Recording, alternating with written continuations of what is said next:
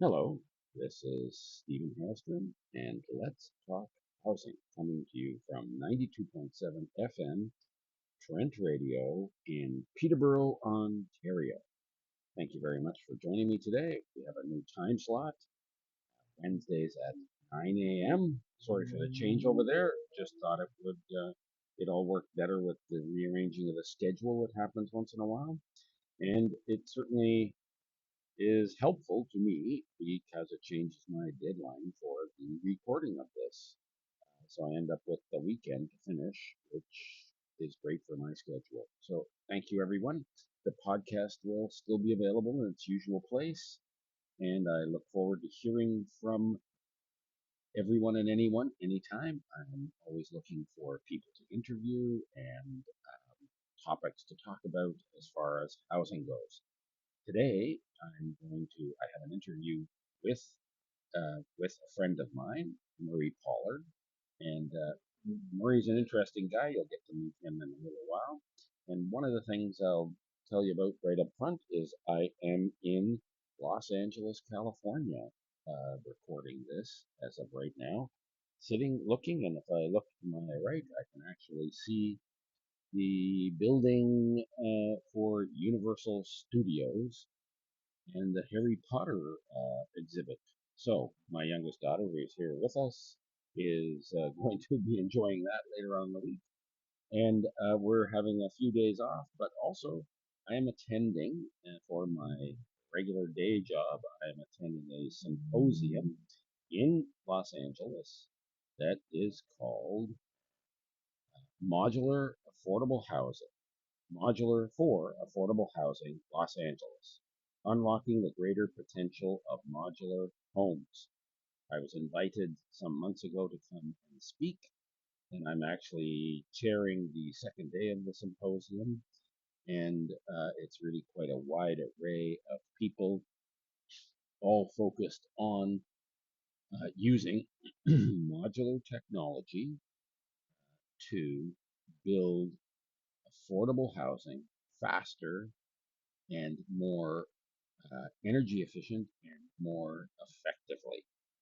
So I'm talking on the second day and sharing, and my discussion is really focused on fast tracking projects. And I'm a big proponent of what's called open source software. So many of you may have heard of that. That's where you have basically the programmers all join together and create software that's available to everyone at no cost. So you have open source, document software. Instead of paying for Word, you can get open source software to do your documents in, etc. And there's open source software for a variety of different things. And some time ago, I envisioned the idea of open source design for modular housing. So one of the big costs and delays in building new housing is that normally what happens is you have an architect who designs your new building and charges for that design, and then they make it their own. And in reality, certainly in Canada, the architect ends up owning that design. So if it's the perfect design that's energy efficient and great and works really well and economic and everything else, the architect ends up owning that design. So that design, which might include different components or different ideas, different things that become proprietary to that architect. So I envision the idea of open source design specifically for modular and specifically in order to be able to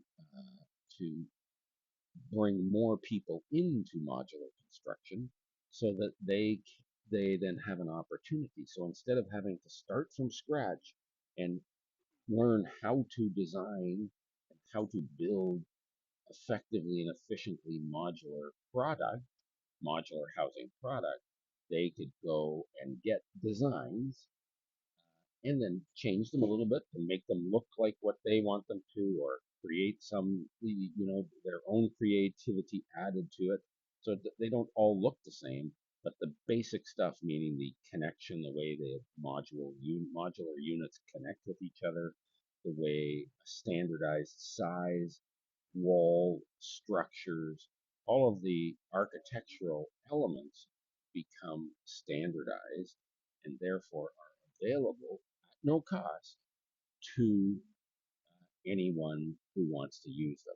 And this is done by basically utilizing people to work together at no cost, on little parts of this design to create, an open source type design. The same thing is done, for example, right now in recording this episode. I use a piece of software called Audacity, and it is an open source audio editor. So it's a piece of software, free. You get it on the internet and download it. It's free, and it has a lot of the same features that the that audio editing software has, that costs you whatever amount of money. Instead of using GarageBand or some other product that you need to pay for, you can use Audacity at no charge, and it uses crowdsource software management, just like Wikipedia crowdsourced information. So people join and then work to create this piece of software. And what I am attempting to do is to do the same thing for designs and for the detailed designs for modular products. So that's what my particular talk is about at this conference. Don't mind the background music, please, or background noise. I'm sitting on my friend's balcony, and I apologize for that background noise. It is Los Angeles, so there's always traffic. So, just to start things going, in just a moment, we're going to hear from my friend Murray. He's now retired, lives in Hollywood, and he volunteers at a food bank and does a lot, has a really, really solid understanding of what's happening for people, both, people who are struggling in California and in Hollywood and Los Angeles in particular, and really has a clear understanding of it. Along with him is his wife Patricia. You'll hear her a little bit during this, and my wife MJ. We're basically sitting around the table talking about the challenge that's going on here. So just to get things going, next voice you'll hear will be Murray and I starting our conversation. Thank you. So you were just talking about food insecurity first off, and then just about general stuff. So tell me, how's it going here in LA?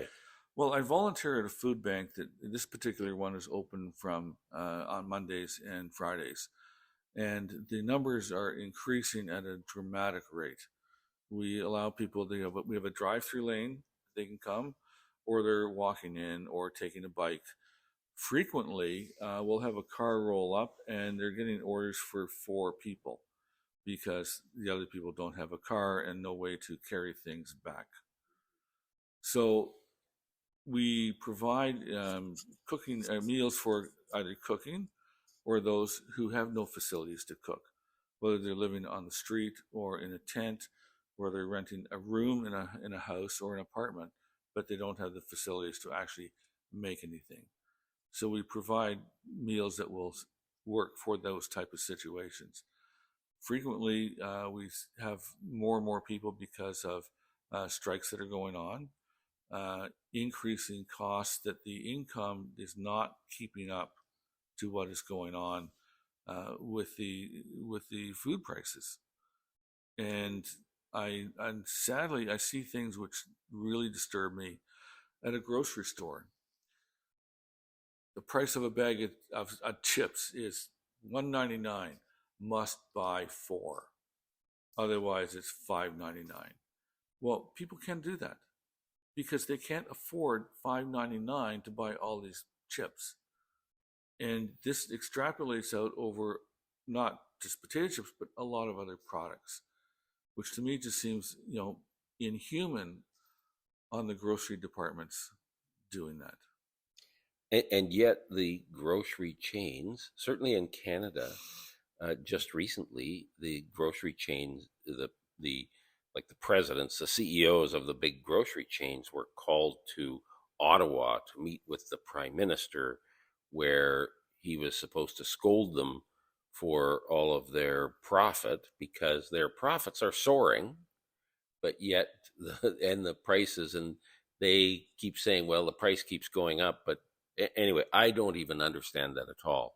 And if I can just refocus, though, the other thing that you were talking about, and Patricia was talking about, your wife, who's here with us too, is about the housing situation too, and about the so you're getting an increase in people having to use the food bank, which means that, okay, they might have a place to live, but they're having to spend so much money on the cost of their living, of their place to live, that then they can't afford food, and so they have to come to you. And these are regular people. Often people think, when they think of homeless people, they think of just the drug addict, or the whatever, like somebody who's really down and out. And it seems to me that that population is really changing.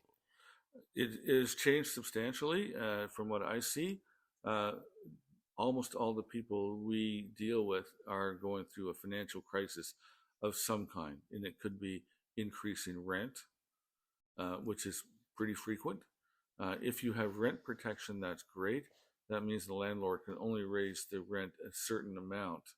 Can't just add 10% to it. But if you are on a fixed income, or your wages are not increasing, a 3 or 4% increase can be putting you out of your home. And so then you have food insecurities and insecurities with respect to other bills that you are facing. So it becomes a very difficult situation. A lot of the people we see at the food bank are people that have jobs, but the inflation is beating them into the ground because the wages do not keep up. And then they end up on strike, so they're getting no pay. And the greed factor that goes on with companies is appalling, because they're not working for the people, they're working for profits as the number one priority. And what we need to be doing as a civilization is working for people and helping people. Yeah, it's sort of what I always imagined, that that's what we were supposed to be doing as a society, but yet somehow or another that has turned into, profit for my shareholders, as being the biggest priority. And Patricia was saying just a minute ago, before we turn this on, about how people on fixed income, like elderly couples and that sort of thing, and you were saying something about how their rent is being increased. And how does that happen, Murray or Patricia? Like, whoever wants to explain it. Well, the rent increases are based on two things. One, if there's rent control, and one, if there's not rent control. If there is not rent control, then the landlord can increase it whatever he wants. If there's rent control, the city or government outlines how much specifically it can go up. Now, that can be a bit of a double-edged sword if the landlord's got some repairs that need to be done, and then they have to increase the rent. But the other side is, sometimes landlords increase things for rent that don't need to be done. So it comes down to that greed factor again. What's in it for me? Not what's in it for you. What's the long-term benefit? Is there a long-term benefit?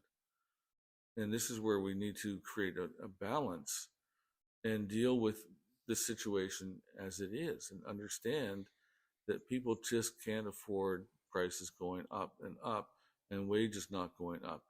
And having excessive profits in a grocery store or an oil company is nothing short of obscene. Right. Yeah, I certainly agree with that. So, if we stick with housing just for a second, since the show is called Let's Talk Housing, but the if we talk about housing, so we're in California, and California right now is certainly, for the last year, been there's been a big push on for these what are called ADUs, or additional dwelling units. People will put a backyard or a garden suite, or they'll add something to their property to allow them to have an additional unit that they can rent out, or whatever they're going to do with it. Right? Have you seen? Is that making any sort of an impact? From what I've seen, it hasn't made much of an impact yet, and it's because of the government red tape in trying to get the permits to do it. That is a very Sorry, long I'm laughing because process. that's exactly the same thing exactly the same thing in Yeah. Canada. It takes so long to get a permit that by the time they get the permit, the person has gone from feeling bad about not having an apartment to sliding down that slippery slope. Once you're out of your house, you're homeless, you're on the street, you're in a tent, you're distressed, depressed, you start taking drugs to feel whatever, and then you're gone. That's it exactly. There's an apartment down the street that's been under construction for 10 years, still not finished, not permitted to be finalized at this point. It's still empty. Yeah, and yet it's a potential of X number of units of housing. 8 units.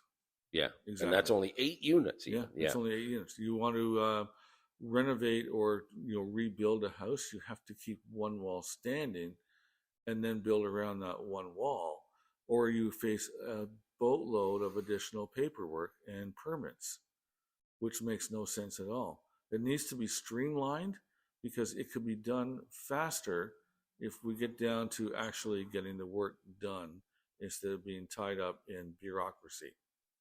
And I always struggle, and I'm in the business, I struggle with what takes so long.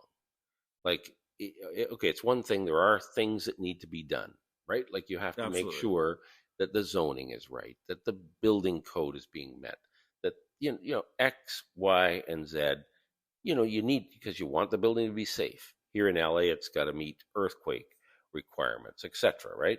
Engineering needs to be done. But all of that, I can tell you, it really doesn't take very long. Like, to analyze a piece of land and tell whether this building will work in that place is at most a 3 or 4 day job. And there you get down to something like a black belt project of streamlining processes. Yeah. And a lot of major companies go through that process. Why isn't the planning department in cities going through that to reduce the time? Yeah, in Canada, and I'm not sure, maybe you can tell me, but in Canada, the municipality controls the building permit and what's called the site permit, which is the permit that approves a type of building in a location. And then the municipality also is the one that approves building permits. And in Canada, anyway, both the provincial government and the federal government, to some extent, are trying to apply pressure somehow or another. But it just doesn't seem to happen. So I'm kind of dumbfounded by it. Well, it's when you consider, here's a house, established house, it's all built, everything's fine. Now the owner wants to build an ADU, which can be prefab constructed. Now they need permits for everything, including a shower. That's a separate permit, apparently. Well, luckily we don't have that, but I believe you here. A separate shower permit. Okay. There's a case right now of a person that had a ADU built and they rented it out under Airbnb. The shower wasn't permitted, and now the person is refusing to pay rent and stayed on at the Airbnb because they didn't have the permit, so therefore don't have to pay rent. It's gone on for 540 days. It's in LA Times right now. So everybody's taking advantage there. The person who's sitting in the apartment, Yep.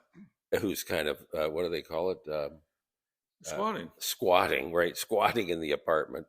And because all the paperwork is such a mess that... How long does it take to really have a prefabbed ADU installed on existing property with water lines and electricity and include flushing toilet, a shower, and hook it up.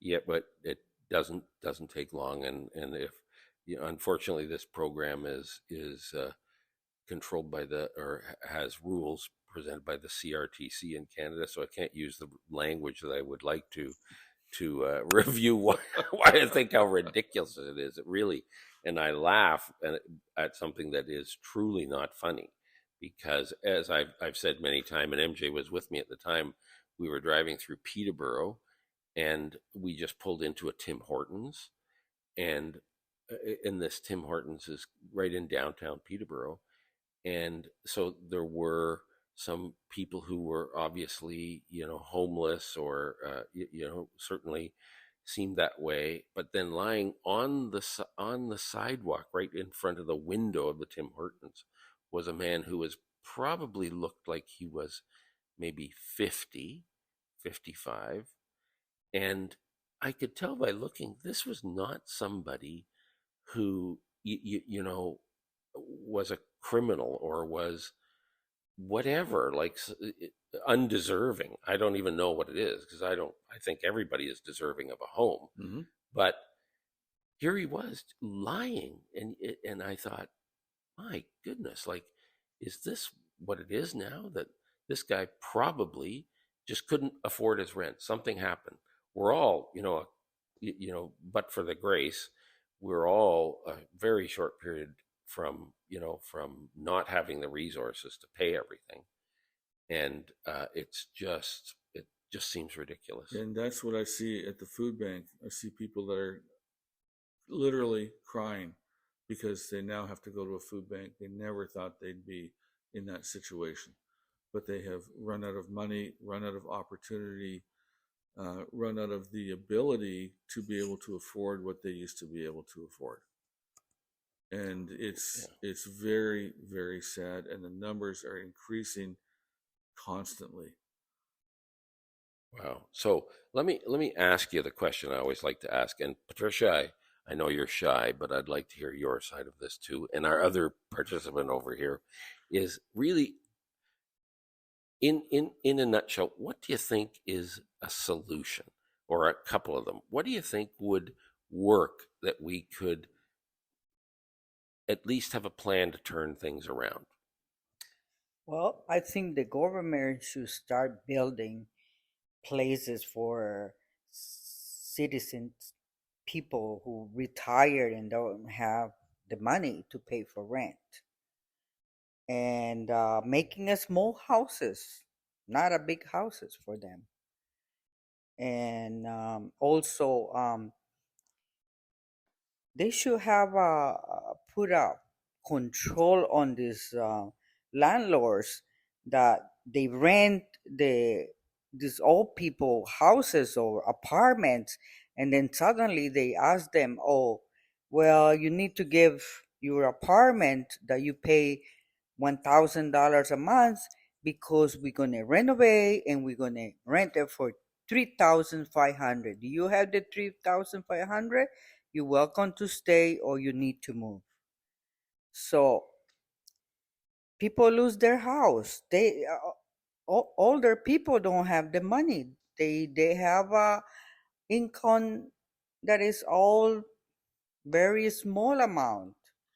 That's one of the things where they many people, when they retire, if they haven't got some substantial savings, you end up retiring into poverty, and it just keeps getting worse, because even if you're on like a Canada pension plan, the amount that it goes up is not very much, and the amount of money you get is quite small. It's not enough to live in a larger city or in most communities anymore. It's kind of a fail safe, but now you're moving from your house to an apartment to a room. Yeah. And barely that. And I agree. And we have the same thing, which we call, and you probably call it the same thing here, renovictions, right? Where someone is where they say, oh, we have to renovate, and then you'll have to leave. And then after they're gone, they, paint the walls, and then, oh, the cost of the rent is now $3,000 because they can get it. Or they'll find somebody, or whatever it's the market will bear. and it's it's in my mind it's criminal, and I just to reiterate what you were saying, Patricia, is that you feel that the government needs to step in and really start to be the leader in providing housing, right? Yes. Thank you. Yeah, Patricia's shy, and so, but that's okay. Sorry, I don't mean to put you on the spot. I just appreciate your opinion. And how about you, Murray? Do you have some other ideas on solutions? It would come down to an aspect of morals and fairness and not being greedy. Do the right thing. If you have a tenant and they're a good tenant, why do you need to jack up the rent more and more? So you can do this and do that. How about understand that what goes around comes around? Good And one. it does. Yeah. And karma bites. Yes, it does. And how about you? Would you like to offer a solution, ma'am? We have another participant. She can introduce herself if she's going to speak. Will you speak? Oh, no, she's going to make me have to cut this part out of the show. Okay, that's my charming wife who's sitting beside me. She does normally have lots of opinions about this, but today I think she's just in her holiday mood. I was a landlord in Ontario for a number of years, about 10 years. And to me, it was either really good or really bad. And when we had good tenants, it was great. But if it wasn't a good tenant, as a landlord, you were always the bad guy. Didn't matter what you did, you were always the bad guy. They could complain about anything. You're off to the landlord tenant board. It went on and on. And all you want to do is try to make them happy, but you can't make everybody happy. So, what's the solution?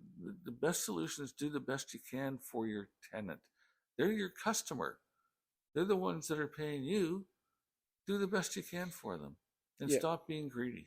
Yeah, and it is true, in all fairness, that sometimes people take advantage. Sometimes they do, but not all the time. And you can't Absolutely take advantage of everybody because one person takes advantage. And certainly, like in Ontario now, the opportunity, like if you're a landlord and you want to evict somebody legitimately, mm-hmm. it will be at least 8 to 12 months before you can even get a date in front of the tribunal. Mm-hmm.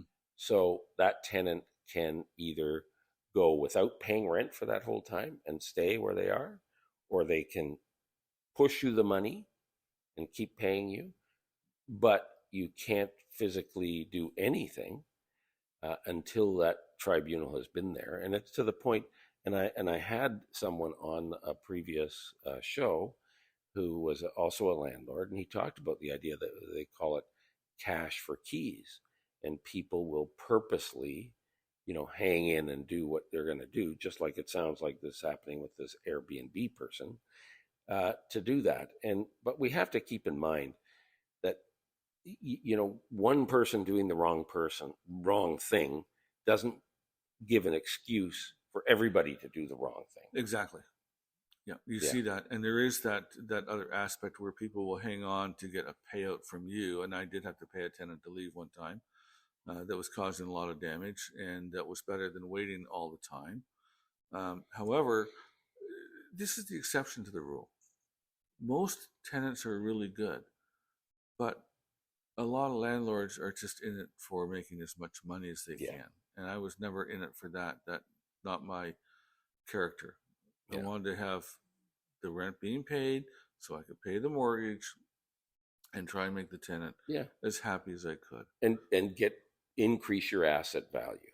That was where the payoff as a landlord was that increased asset value over a period of time. Yeah, which is fair. That's fair.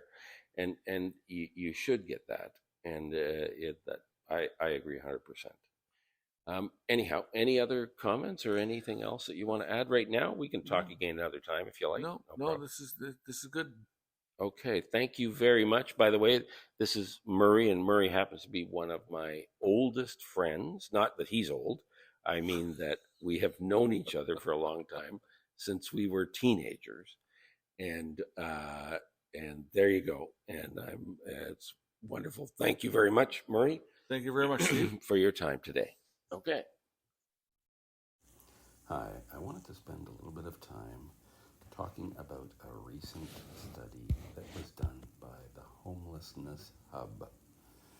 It's an organization, really interesting organization that talks about homelessness in our country, in Canada, and how it affects people, and what happens to it, and what happens. And in particular, they issued a study that was just released the 21st of September on the relationship between youth homelessness and child protective services. So the relationship between how homelessness affects children and how they then therefore become involved with child protective services in Canada. And additionally, to see how marginalized groups such as Indigenous people and LGBTQ and non-binary youth are also affected in even different ways. And really, it's very interesting how this all is put together. So if you want to read the whole report, just go to homelesshub.ca. That's HOMELESS hub.ca. That will cover,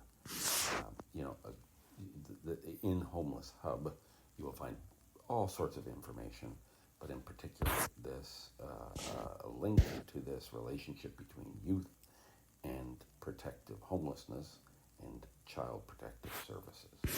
So, just to give you some idea. So, just to set up some information to start with, right? So, out of the people surveyed, okay, and this was over 1,300 youth who of their experiences on homelessness across Canada. So that, with that in mind, they found that 61% that disclosed that they had dealt with CPS, with Child Protective Services, and out of that group, 21% were placed in foster care, 14% had resided in group homes, 28% experienced both foster care and group home placements, and 37% reported they had interactions with other protection services. And youth who were placed in care are particularly vulnerable to homelessness, as there is often little support provided for transitioning out of care. I mean, even in my own experience with people that I know who have dealt with foster care in particular, once you turn 18, it's thank you, bye, you're on your own. There isn't a great deal of information and help that's provided. 30% of the youth respondents reported they'd received some degree of support in transition planning while in care.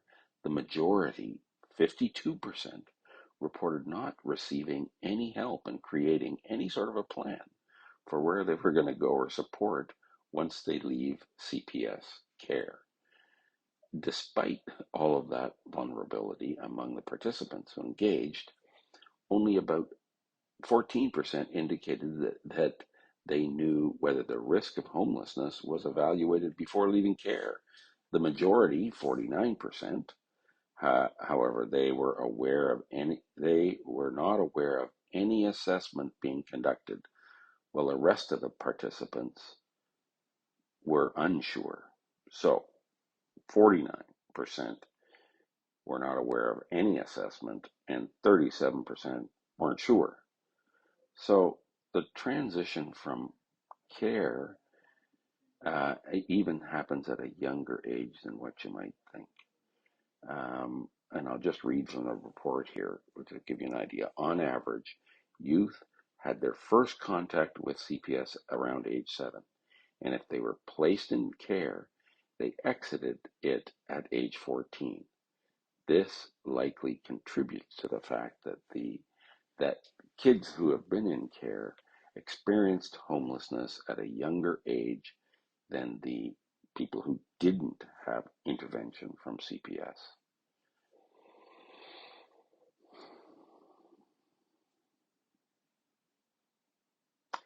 Then let's just talk a little bit about the kind of the demographics, and this is from the report as well, as basically all of this is going to be, is that the average age of the youth surveyed, these are people who are homeless, was 19. In terms of race, 63% of the group who had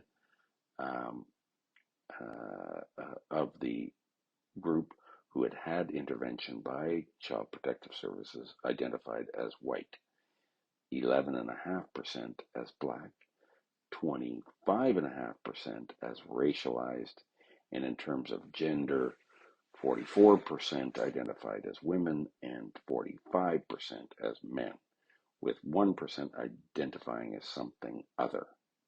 Over a third, 36.5%, identified as LGBTQ, while 11% specifically identifying as a gender minority. So, it's just amazing to see how many people who are already having a hard time, the hard time just keeps piling on. Adverse childhood experiences. It appears that many youth individuals who have had interactions with Child Protective Services and faced homelessness also had challenging childhoods. Well, that's in the report, but I gotta say, seems to make perfectly good sense to me. It is pretty straightforward research that research or common sense that individuals who've had Child Protective Services and face homelessness also they had challenging childhoods. And in the survey or in the report, they assessed the difficulties on a scale from 0, no challenges, to 9, extremely challenging, with a higher score indicating a great number of childhood experiences. The adverse child experiences, the results indicate that the people who've had involvement with Child Protective Services had an average score of 4.78 on that score of 0 to 9. While the non-Child Protective Service group averaged 3.42 on that scale of 0 to 9. This certainly is basically the same. It's right. It aligns with the fact that non people who have not had an experience with Child Protective Services group reported a higher quality of life. Imagine that if they don't interact with Child Protective Services, they have a better quality of life because they haven't had Child Protective Services. That's most likely because they haven't interacted or had challenges at home. This makes things, very clear. What does it mean? Let's support families to do a better job, find a way to help parents to understand how to work with their kids, how not to, how not to do things that will encourage CPS involvement. Again, it seems fairly straightforward that if you can help people to know how better to cope with having children, bringing them up, how to cope with their own problems that result in those problems, those traumas becoming intergenerational traumas, then that would make a big difference. In the report, the conclusion clearly says, and I'll read it for you. In conclusion, research has shown that a history of youth interaction with Child Protective Services has long-term impacts on on young people's lives after leaving the Child Protective Service care, notably an increased risk of homelessness at a younger age.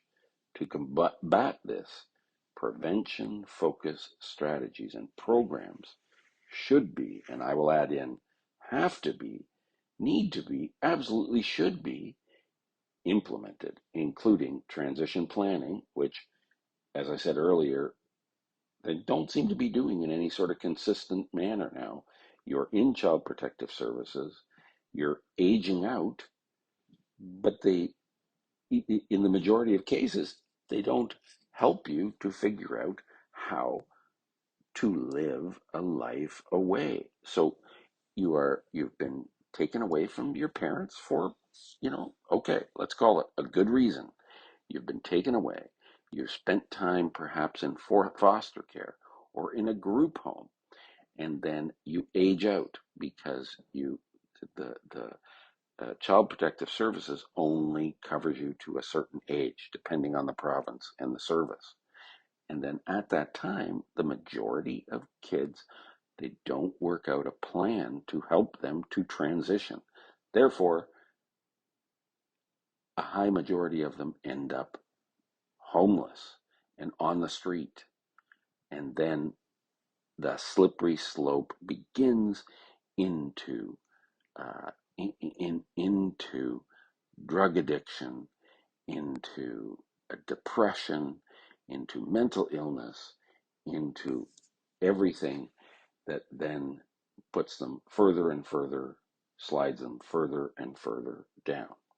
Now, these strategies, the important strategies are these, including transitional planning for leaving Child Protective Service, financial supports, building life skills, receiving support from social workers, as well reuniting youth with their families and helping them to reunite with their families. These strategies are important as they can reduce the long-term harm of Child Protective Service interaction and provide more stable housing opportunities so youth can thrive. Imagine that. If you provide support, youth will thrive. Again, where are we? Why are we not more aware of this? These are challenges that really we need to get on top of. Now, so far in my show, I have talked a lot about the homeless problem, about some of the things that can be done, but I also want to provide some things for people to do. So, however, in doing my own research to talk about here, I thought, okay, as I have heard, of course, there are organizations in the Peterborough area and in other municipalities across Ontario and across Canada that provide RGI type housing, rent geared to income.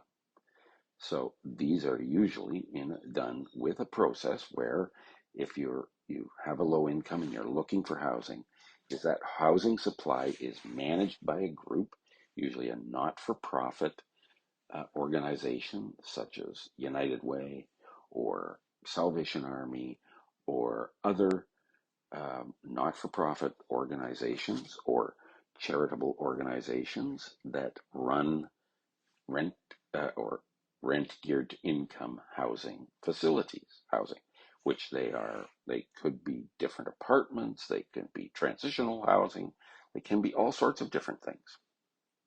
But at the same time, those buildings have to be built, they have to be supported, And so and that money generally comes through government supplementation. Now, unfortunately, particularly in Ontario, that supplementation has virtually disappeared for a long, long time. So that what has happened is that the people who are providing this rent geared income housing, don't have money to build new housing. It used to be that the government would provide money on an annual basis to build more rent geared to income. They haven't been doing that for a long time. And so what happens is you keep rotating the same units. Well, the need increases over and over. So what happens now? Higher need, same number of units, long wait list. So in Peterborough, rent geared to income, which you can apply, put your name on the register, just have to go to Google, put in rent geared to income for Peterborough. Then you can register, fill out all the forms, tell them all about you, and then you can get on the wait list. So, aren't you lucky? You get approved, you're on the wait list. Well, as of February 2020, and that's even prior to all of the latest round of increases, both in the number of people who are looking for housing as well as the cost of housing have gone up. So since 2020, at that point, the longest wait time was for a one-bedroom apartment, and it can take, you ready, 8 years or more on that list to be able to wait until somebody moves or dies in order to find a rent geared income type housing in Peterborough. So you can imagine if you don't have housing, you're waiting 8 years for that housing to show up. It's really unimaginable that this is what we need to put people through in order to whatever. I just don't get it. So, and my further research shows this average wait times across Ontario. So here's what it is. A studio for a senior. So a single senior studio means not a bedroom, just they're decent accommodation. Average time on wait list, 8 years. That's for a senior. So you're a senior, you got to wait 8 years to get rent geared to income. So rent that you can afford while you're on Canada Pension Plan. So by that time you're really a senior, or something's happened to you. A studio apartment for a regular person, not a senior, is 10 years. A one bedroom apartment, that's the most in demand, 14 years on average for Ontario housing rent geared to income. 14 years. A two bedroom, 13 years. It is absolutely astronomical and absolutely unfair that this is the type of situation that we're in. Obviously, there isn't, if the whole idea is that you have to qualify in order to be in rent geared for income, then obviously if the wait list is 14 years, that we need more of that accommodation, because more people, if you're qualifying them, then either your qualification stuff is wrong, meaning you're saying that, okay, you're qualifying a whole bunch of people who really don't deserve to have the rent geared to income, and therefore that makes the list longer, or you just don't have enough apartments or places to live. And I think that is the real answer. All of this said, about rent geared for income, about youth, about what's happening here in California. Bottom line is that we continue on a virtual daily basis for our governments to not deal effectively, and the people and the companies to not deal effectively with housing crisis. As someone said, and you'll hear me repeat over and over again, someone said to me, when talking about homelessness, the cure for homelessness is homes. Seems obvious. I mean, many people will say, well, the people on the street, they need to pull up their socks. They need to, they need to get a job. There are lots of jobs out there. This, in my experience, and in many people's experience, is just not accurate. It's not that people are just lazy and don't want to work. Well, I shouldn't say that because sure, there are going to be people, but there's just like there are people who are going to be in jail and who are going to commit crimes because of whatever. But the percentage that are really people who really meet those things is truly quite small. The majority of people on the street and in bad shape home wise are people who are dealing with a variety of problems that can be solved and they are willing to solve them. It's up to us, the people, the citizens, the people in our country to work and to push the officials on municipal, provincial, federal government agencies to push them forward. That's one of the reasons why I participate and am willing to speak and talk at conferences such as what I'm at this time in California.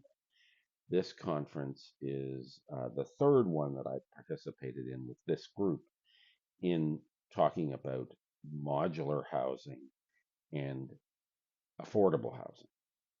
And in fact, the first conference I went to, I had suggested to the people who put on these conferences that they focus, instead of focusing just on modular housing, that they focus on affordable housing, or as I prefer to call it, again, you'll hear me say it many times, financially accessible. And in the weeks to come, we're going to be bringing in more. I have a number of interviews scheduled during the time that I'm in California with people here to talk about what California is doing to help people and to help to solve this problem faster. And then I have now tapped into some of my own um, LinkedIn resources to bring more people to talk about housing in general. But quite honestly, I need to have people who have lived experience also to bring their voices forward. So please, if you're listening out there, please feel free to contact me. My email's Steven, Steven, at haylestrom.com. And my cell phone is 647-390-9036. Please reach out, talk to me. I'd love to interview you. And what I'd really like to do at some point is in Peterborough, hopefully before the end of 2023, is to have um, an assembly, invite people to come together as a group in an auditorium somewhere in the Peterborough area to come together and to talk about housing solutions. To put your hand up and first tell your story. What are you doing? How is it affecting you? And then to try to bring a panel of people together who can offer some solutions. There are unfortunately no instant answers. There's no way to snap my fingers and produce housing. Although, if somebody want to call me, I've sent emails to all of the people involved saying, hey, give me a call. I'll tell you a fast solution. And so far, if you know the expression, crickets, that's what I've gotten.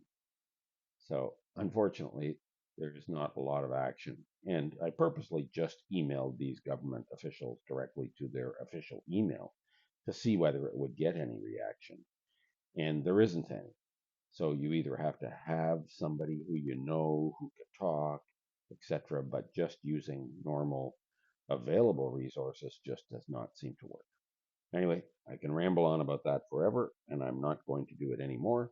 I want to set up this symposium in Peterborough, or this gathering of people to and regular press and everyone else, so that we can start to focus more and more on the problem, and to bring all of the different groups, all of the housing groups together, all of the homeless helping people together, all of them together into one group, and create some list of items that need to be dealt with and pushed forward. As I've said before, it's like the provincial government has a fast track system for permitting, but they only implement it for their own projects. Municipalities continue to drag their feet in approving new projects.